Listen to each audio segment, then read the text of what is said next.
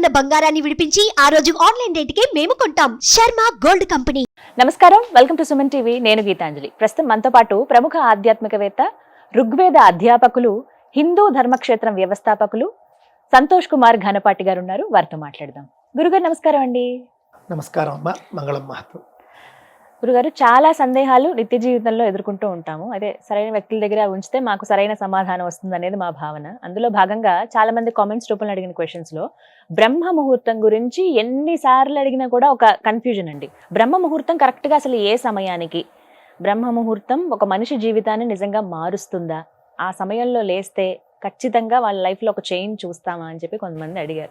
ఇది నాకు స్వతహాగా అడగాలనిపించింది. ఎప్పుడండి కరెక్ట్ సమయం ఏది బ్రహ్మ ముహూర్తం అంటే? మొట్టమొదటండి, పురాణాలు అలాగే ఇతర స్మృతుల్లో ఎక్కడ చూసినా కూడా బ్రాహ్మీ ముహూర్తే ఉత్థాయ అని ఉంటుంది. బ్రాహ్మీ ముహూర్తంలో లేచి అని మొదలవుతుంది. నిత్య విధులు అని చెప్పాలంటే హిందువులకు అలాగే మొదలవుతుంది. సరే, పురాణాలు స్మృతుల్లో ధర్మశాస్త్రాల్లో చెప్పారు, బానే ఉంది. ఆయుర్వేదంలో కూడా ఎందుకు చెప్పారు? ఆయుర్వేదంలో కూడా బ్రాహ్మీ ముహూర్తంలో నిద్ర లేవాలి అనే మాట ఉంది. దీనికి కారణం ఏమిటి అని అంటే, బ్రాహ్మీ ముహూర్తం మీద కొన్ని పరిశోధనలు కూడా ఆధునిక కాలంలో జరిగాయి. మొదటగా బ్రాహ్మీ ముహూర్తం అంటే ఏంటో చూద్దాం. సూర్యోదయానికంటే 48 నిమిషాల ముందు కాలాన్ని బ్రాహ్మీ ముహూర్తం అంటారు అని కొంతమంది అంటారు. 48 నిమిషాల ముందు 48 నిమిషాల కాలం అని కూడా అంటారండి. నాకు తెలిసినంత వరకు బ్రాహ్మీ ముహూర్తం గురించి చెప్పాలి అని అంటే, సూర్యోదయం 6 గంటలకు అనుకోండి. ఉదాహరణకి 6 గంటలకు సూర్యోదయం అయినప్పుడు 48 నిమిషాల ముందు కాలము అని అంటే 5 నిమిషాల 12 సెకండ్ల నుండి 6 గంటల వరకు మీకు బ్రాహ్మీ ముహూర్తం అవ్వాలి. ఇదే బ్రాహ్మీ ముహూర్తం అని కొంతమంది అంటున్నారు. కొంతమంది అలా కాదండి, 48 నిమిషాల ముందు 48 నిమిషాలు అని అంటే కనుక అప్పుడు మనకేమవుతూ ఉన్నది, దాదాపుగా 4 గంటల 24 నిమిషాల ముందు నుండి 5 గంటల 12 నిమిషాల వరకు ఇది బ్రాహ్మీ ముహూర్తం అనేటటువంటిది కూడా ఉందండి. నా అభిప్రాయం కూడా అదే. ఎందుకంటే మరీ సూర్యోదయానికి ముందు బ్రాహ్మీ ముహూర్తము అని మనం చెప్పడం కాకుండా ఈ 2 కాలాల్లో కూడా శ్రేష్టమైనవే. సుమారుగా అంటే ఉదాహరణ 6 గంటలకు సూర్యోదయం అయితే 4 గంటల 24 నిమిషాల నుండి 5 గంటల 12 నిమిషాల వరకు ఉండేటటువంటి కాలం బ్రాహ్మీ ముహూర్తము అని మనకు ఎక్కువగా చెబుతూ ఉన్నారండి. అంటే దాదాపుగా సూర్యోదయానికి 1.5 గంటల ముందు బ్రాహ్మీ ముహూర్తం ప్రారంభమవుతుంది అనే విషయాన్ని దృష్టిలో పెట్టుకోండి. సూర్యోదయానికంటే 1.5 గంటల ముందు ప్రారంభం అవుతుంది. ప్రారంభమైన తరువాత 48 నిమిషాల కాలం బ్రాహ్మీ ముహూర్తం ఉంటుంది. బ్రాహ్మీ ముహూర్తంలో నిద్ర లేవాలి అని చెప్పారు. కానీ ఆ ముహూర్తం అంత శక్తివంతమైందా అండి? అదేనండి. ఎందుకు చెబుతున్నారంటే, మీకు చాలా విషయాలు ఉన్నాయి దాంట్లో. ఆ సమయంలో అటండి ప్రకృతి అంతా కూడా చాలా చైతన్యవంతంగా ఉంటుంది, పరిశుద్ధంగా ఉంటుంది. ఆ సమయంలో ఆక్సిజన్ కూడా మీకు చాలా ప్యూర్గా ఉంటుంది, చాలా చక్కగా ఉంటుంది. ఆశ్చర్యకరమైనటువంటి విషయం ఏంటంటే, ఎవరైనా కలియుగంలో బ్రాహ్మీ ముహూర్తంలో నిద్ర లేవడం అనేది కష్టం. అంటే కొంచెం సూర్యోదయానికి ముందే లేవడం అనేది కష్టం, కానీ ప్రయత్నించండి అని మనం చెబుతున్నాం. నాతో సహా అందరూ సాధన చేస్తాం, నాతో సహా అందరూ ప్రయత్నం చేస్తాం. ఎవరు అందులో సఫలమైతే వాళ్ళు గొప్పవాళ్ళు అవుతారు. చాలా సక్సెస్ఫుల్ పర్సన్స్ మనం చూస్తే వాళ్ళ యొక్క మొట్టమొదటి లైఫ్ స్టైల్లో ఉండే గొప్ప లక్షణం ఉదయాన్నే లేచిపోతారు బ్రాహ్మీ ముహూర్తంలో. చాణక్య నీతిలో కూడా మనం చూస్తే ఒక్కొక్క జంతువు వద్ద ఒక్కొక్కటి నేర్చుకోవాలి అని చెబుతూ, కోడి వద్ద మనం నేర్చుకోవాల్సింది ఏమిటి అంటే బ్రాహ్మీ ముహూర్తంలో లేవడంట. కోడి బ్రాహ్మీ ముహూర్తంలో లేస్తుంది. అదే విధంగా మనిషి లేస్తే చాలా గొప్ప ఫలితాలు ఉంటాయి. ఎందుకంటే ఆక్సిజన్ స్వచ్ఛంగా ఉంటుంది. అదే విధంగా ప్రకృతి అంతా కూడా ప్రశాంతంగా ఉంటుంది, పాజిటివ్ వైబ్రేషన్స్ ఉంటాయి. ఉదాహరణకి మీరు రాత్రి పడుకునే ముందు మీరు చాలా దుఃఖంతో పడుకున్నారు. సనాతన ధర్మం ఏది ఉత్తనే చెప్పదండి. చాలా దుఃఖంతో బాధతో పడుకున్నారు మీరు ఉదయం 7 8 లేవడం కాదు. మీ కష్టం పోవాలంటే, మీ మానసిక స్థితి మారాలంటే మీరు ఒక్కసారి 4:30కి లేచి చూడండి. లేచి చూసి ఆ సమయంలో మీరు ఇంటి లోపల ఉండిపోవడం కాకుండా బయటికి రండి కొంచెం. ఎందుకంటేనండి ఎంత కాదన్నా కూడా కొంచెం మీరు బ్రాహ్మీ ముహూర్తం యొక్క పూర్తి ఫలితాన్ని మీరు అనుభవించాలంటే లేచిన వెంటనే లైట్లు వేసేయకూడదండి. విద్యుత్ కాంతితో కొంత ప్రభావం తగ్గుతుంది అని కొంతమంది చేసినటువంటి పరిశోధనలు చెబుతూ ఉన్నాయి. అందువల్ల మీ ఇంట్లో మీరు ఒక్కరే బ్రాహ్మీ ముహూర్తంలో లేస్తారనుకోండి, ఒక్క లైటు వేయకండి. చక్కగా మీరు దీపాల వెలుగులో కూర్చొని ధ్యానం చేయండి అవకాశం ఉంటే. అదే మీరు కొన్ని రోజులైనా సరే చేస్తే మీకు శక్తి ఎక్కువ మీకు తెలుస్తుంది. ఇంట్లో అవకాశం లేకపోతే బయటికి వెళ్ళిపోవచ్చు.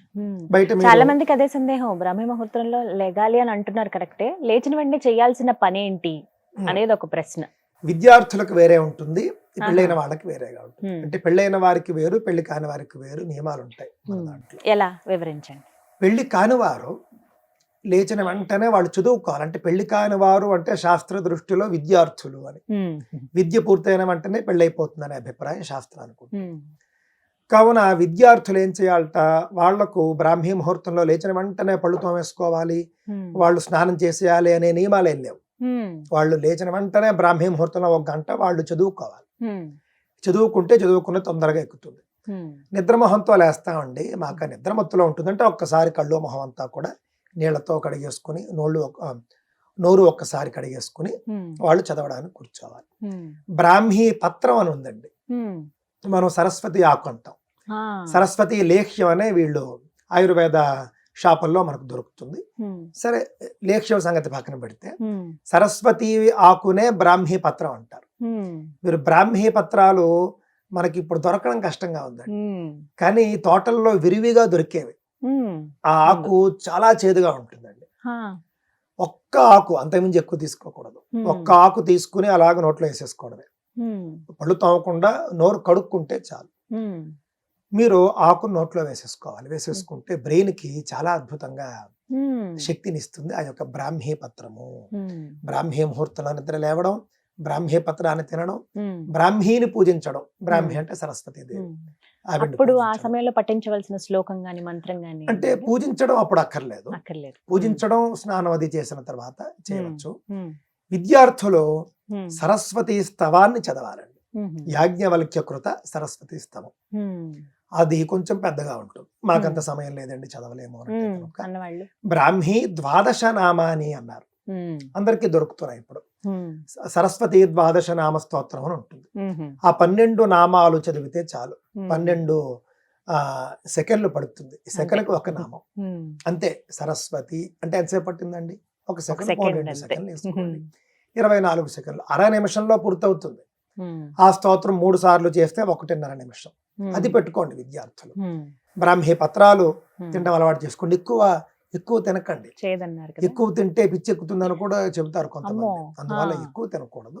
ఎంత ఏదైనా ఔషధం అది, కొంతే తీసుకోవాలి.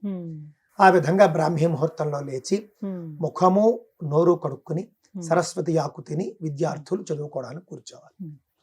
పెళ్ళైనటువంటి గృహస్థులు ఏం చేయాలట, బ్రాహ్మీ ముహూర్తంలో మొట్టమొదట లేచిన వెంటనే దంతధావనం అంటే కాలకృత్యాలు తీర్చుకోవాలి. కొంచెం ముందు లేచి 4కే లేచి కాలకృత్యాలన్నీ తీర్చేసుకుని, అంటే బాత్రూమ్కి వెళ్ళి వచ్చి పళ్ళు తోముకొని స్నానానికంటే ముందు 5 నిమిషాలు కూర్చున్నట్టండి ఆ రోజు చేయవలసినటువంటి పనులన్నీ ఒక్కసారి ఆలోచించుకోవాలి. ఈ రోజు నేనేం చేయాలి, నా షెడ్యూల్ ఏమిటి వాళ్ళ, అంతేకాదండి ముందు రోజు చేసినటువంటి వాటిలో ముందు రోజు జరిగినటువంటి రోజు ఎలా గడిచిందో ఒక్కసారి గుర్తు తెచ్చుకుని అందులో తప్పొప్పులు ఒక్కసారి బేరీజ్ వేసుకోవాలట. నేను చేసిన తప్పులేమిటి, నేను చేసిన ఒప్పులేమిటి, తప్పుల్ని తగ్గించుకుని ఒప్పుల్ని అభివృద్ధి చేసుకుంటారు. ఈ యొక్క పరిశీలన ఏదైతే ఉందో దాన్ని అంటే ఒకసారి మళ్ళీ అంతా కూడా పునశ్చరణం అని చెప్పచ్చు. ఒక్కసారి మళ్ళీ అంతా కూడా మనం ఒక్కసారి ఆలోచించుకోవడం, ఇది బ్రాహ్మీ ముహూర్తంలో చేయాలి. ఎందుకంటే బ్రాహ్మీ ముహూర్తంలో సంపూర్ణంగా బుర్ర స్టాబిలైజ్డ్ గా పనిచేస్తుంది.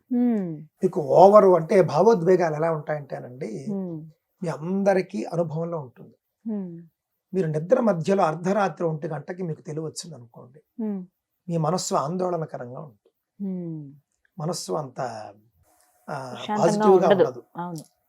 కానీ మీకు అర్ధరాత్రి 1 గంటకి మీరు ఏదైనా మీ సమస్యల గురించి మీరు ఆలోచిస్తే మీరు బెదిరిపోతారు.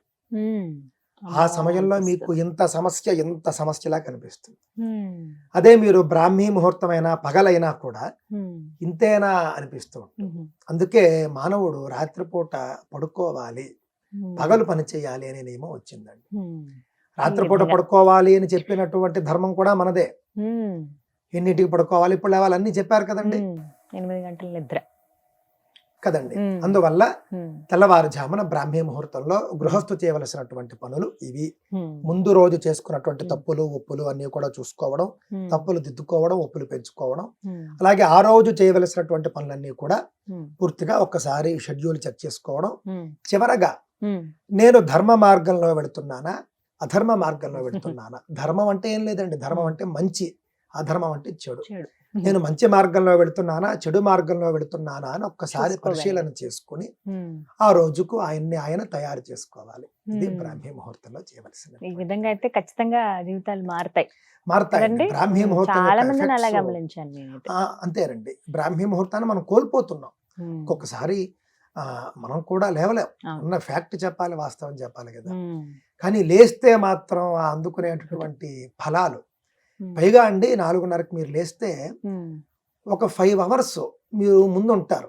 చాలా పనులు అయిపోతాయి. చాలా పనులు అవుతాయి ఉదయం లేస్తే. చాలా నేను కొంతమందిని గమనించానండి, వీడియోస్ ఇలా పెడుతుంటారు, రీల్స్ లో చూసినవే. పొద్దున్నే లేస్తున్నారు, లేవగానే చక్కగా మంచినీళ్ళు తాగటం, ఏమన్నా ఇంటి ముందు పెళ్ళైన వాళ్ళైతే ఇంటి పనులు ఏమైనా చేసుకోవటము, వెంటనే స్నానాలు అవి చేసేసి దీపారాధన చేసుకోవటము.